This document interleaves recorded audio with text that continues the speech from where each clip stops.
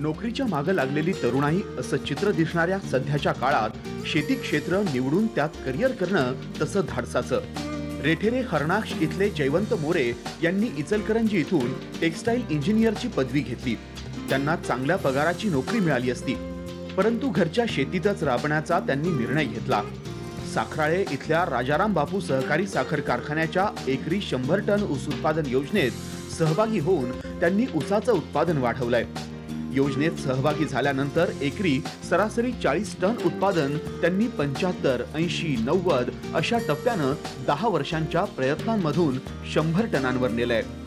उत्पादन वाढवताना जमिनीचा पोत चांगला राहावा आणि आर्थिक उत्पन्नही वाढावं यासाठी पीक पद्धतीत त्यांनी सतत बदल केलाय। 40 ते 50 वर्षापूर्वीपासून हे इथली शेती ऊस पिकाखाली आहे। सातत्यानं या शेतीमध्ये ऊस पीक घेतल्यामुळं ऊसाचं उत्पादनामध्ये फारच फरक पडला होता की सुरुवातीच्या काळातले 100 टन आमच्या वडिलांनी घेतलेले उत्पादन आत्ताच्या काळामध्ये आम्हाला 40-50 टनापर्यंत खाली आली होती आणि जेणेकरून त्या आजच्या घडीला काही परवडणाऱ्या ह्या गोष्टी नव्हत्या। त्याच्यासाठी परत आम्ही पिकामध्ये काही फेरबदल करता येतील का म्हणून आम्ही काही प्रयोग करायला चालू केले की जेणेकरून सुरुवातीला हळद, आलं ही पिकं पण घेतली की जेणेकरून जमिनीचा आमच्या पोत सुधारणा आम्हाला अपेक्षित असं थोडं त्याच्या जमिनीमध्ये सुधारणा झालेली दिसून आली आणि उत्पादनात पण वाढ दिसून आली। मोरे पूर्व हंगामी ऊसाची लागवड करतात, त्याआधी ताक, धैचा ही हिरवळीची पिकं घेतात। गेल्या वर्षी त्यांनी सोयाबीनसाठी शेत तयार केलं, मात्र सोयाबीनच्या दराचा विचार केल्यानंतर वसंतदादा शुगर इन्स्टिट्यूट इथले माजी शास्त्रज्ञ एन साळुंखे यांच्या सल्ल्यानुसार त्यांनी सोयाबीनच्या ऐवजी बटाटा लागवडीचा निर्धार केला। बटाटा हे पीक या भागात प्रथमच केलं जाणार होतं। निमसोड इथल्या खासगी कंपनीकडून बियाणं खरेदी केलं, कंपनीच्या नियमानुसार करारपत्र भरून दिलं। त्यामध्ये उत्पादित केलेला बटाटा प्रति किलो 10 रुपये दरानं कंपनी विकत घेणार होती। बटाटा लागवड करताना 4.5 फुटाची सरी सोडून गादी वाफे तयार केले, त्यावर 6 इंच अंतरावर बेने प्रक्रिया करून बटाटा टोकला। या शेतात आधी सबसरफेस पद्धतीनं ठिबक केलं होतं। बटाट्यासाठी बेसल डोस म्हणून 10-26-26 च्या 3 बॅग तसंच सूक्ष्म अन्नद्रव्य, सेंद्रिय खत यांचा वापर केला। ठिबक सिंचनातून खतं गरजेप्रमाणे दिली। चांगल्या वातावरणामुळे बटाट्याचं पीक चांगलं फोफावलं। बटाटा पिकात करपा रोगाचा मुख्य प्रादुर्भाव असतो, त्याच्या नियंत्रणासाठी अधिक भर दिला। बटाटा पीक परिसरात प्रथमच असल्यानं त्याविषयी अधिक जाणून घेण्यासाठी शेतकऱ्यांची गर्दी झाली होती। बटाटा काढणी योग्य झाल्यानंतर बैलांच्या अवजारानं काढणी केली। एकरी सुमारे 8 टन उत्पादन झालं। कंपनी कराराप्रमाणे 10 रुपये प्रति किलो दरानं विक्री झाली, त्यावर प्रति किलो 2.5 रुपये बोनस मिळाला। सुमारे 1 लाख रुपयांचं उत्पन्न सुमारे 80 दिवसात मिळालं। खर्च वजा जाता 59,000 रुपये निव्वळ नफा मिळाला। व्यापारी दृष्ट्या अतिशय फायद्याची पिकं आहेत की जेणेकरून या भागामध्ये काही लोक जरा सुद्धा घेत नाही, तिथं फार रिस्की पिकं म्हणतात, परंतु आम्ही दरवर्षी एखादं चॅलेंजिंग क्रॉप म्हणून एखादं पीक घेतो आणि ते सर्व या भागाला आम्ही दाखवून देतो की आपली जर मानसिकता असेल तर आपण कुठलेही क्रॉप कुठल्याही सीझनमध्ये कुठेही घेऊ शकतो। मोरे यांनी त्यानंतर ऊसात कांदा ही आंतरपीक पद्धती वापरली।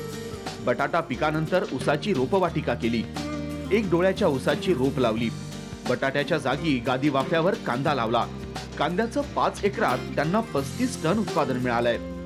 6 ते 8 रुपये किलोला दर मिळाला। ऊस लागवडीचा बहुतांश खर्च त्यातूनच निघाला। पिकाचे उर्वरित अवशेष ऊसाच्या मुळाशी बुजवून टाकले, त्याचा ऊसाला चांगला फायदा झालाय। मोरे यांनी काळाची गरज ओळखून 40 एकर शेतीवर पूर्णपणे ठिबक केलंय, त्यातील 15 एकर क्षेत्रावर सबसरफेस पद्धतीनं ठिबक केलंय। यांत्रिकीकरणाला प्राधान्य देताना पालाकुट्टी करण्याचं यंत्र तयार केलंय, त्यावर बरोबर खोडकी तासणं, बगला फोडणं आदी कामं करणारे यंत्र त्यांच्या भावानं विकसित केलंय, त्याच्या सहाय्यानं कामं केली जातात। आंतरपिकं घेण्यामुळे जमिनीमध्ये फेरबदल झाला, जमिनीची सुपीकता पण हळूहळू वाढू लागली आणि 4 पैसे पण आम्हाला मोकळ्या वेळेत मिळाले। आम्ही जेणेकरून जो 4 महिन्याचा मोकळा पिरियड असतो, समजा फेब्रुवारीला ऊस तुटला ते मेपर्यंत आपण तो जमीन रिकामी असते, त्या काळामध्ये आम्ही त्यामुळे आम्हाला एक्स्ट्रा ऊसाचं उत्पादन काही बुडवावं लागलं नाही। दरम्यानच्या काळात आम्ही ही सर्व पिकं घेतली, मग कलिंगड असेल किंवा कांदा असेल किंवा बटाटा असेल, ही पिकं जी आंतरपिकं म्हणून घेतली आम्ही, ही काही ऊसाचं उत्पादन न बुडवता घेतली की जेणेकरून दोन्ही पण फायदे झाले आम्हाला की जे ऊसाचं उत्पादन पण वाढायला मदत झाली आणखी जमिनीचा पोत पण सुधारला आणि जमिनी फार चांगल्या क्वालिटीच्या झाल्या की जेणेकरून आम्ही आता 100 टनापर्यंत पोहोचलो. मोरे यांनी सतत नवनवीन पिकं घेण्याचा प्रयोग केलाय. त्यातून पूर्वी हळद, आले घेतलं. खोडवा गेल्यानंतर नगदी पीक करण्याचं त्यांचं नियोजन असतं. त्यांनी अशाच पद्धतीनं 3 एकरात कलिंगड घेतलं. त्यातून एकरी 20 टन उत्पादन घेतलं. सध्या 3.25 एकरावर ढोबळी मिरची आहे. 2.5 एकरात 150 टन उत्पादनाचं त्यांचं उद्दिष्ट आहे. आतापर्यंत 15 टन विक्री झाली आहे. किलोला 22 रुपये दर मिळतोय. कोलकात्याचे व्यापारी जागेवरून माल नेत आहेत. पुणे, सातारा, मुंबई या ठिकाणी मालाची विक्री केली जाते. मॉलसाठीही मालाला मागणी आहे. मिरचीचं उत्पादन आपण एकदम 80 टन पर्यंत आपण 1 एकरमध्ये उत्पादन घेऊ शकतो. इथपर्यंत आपण आलेलो आहे की या उन्हाळ्यामध्ये प्रचंड त्रास झाला, भरपूर बागा गेल्या, परंतु आम्ही या बागेला उन्हाळ्यामध्ये पूर्ण साड्यांनी 3 एकर प्लॉट झाकून काढला होता की जेणेकरून आपण इथं टेम्परेचर मेंटेन केलं होतं. आणि या मिरचीपासून आपल्याला या 2.5 एकरमधून 200 टन आपण याच्यातून उत्पादन काढायचा आपला मानस आहे की आत्ता आपण याच्यामधून 50 टनापर्यंत आपलं उत्पादन निघालेलं आहे. आणि हे जर तुलना केली ऊसाची तर ऊसाच्या हे 10 पट पुढं पीक जाईल. एवढे पैसे प्रचंड की जेणेकरून आम्ही थोडासा मार्ग चेंज केला, परंतु 4 चांगले पैसे पण मिळालेले. थोडा त्रास आहे ऊसापेक्षा. ऊस शेती आळशी शेती समजली जाते, परंतु त्रास घेतल्यानंतर पैसे पण मिळतात असं या पिकानं आम्हाला दाखवून दिलेलं. कष्टाला अभ्यास आणि नियोजनाची जोड दिल्यास कोणत्याही क्षेत्रात यशस्वी होता येतं हे जयवंत मोरे यांनी दाखवून दिलंय.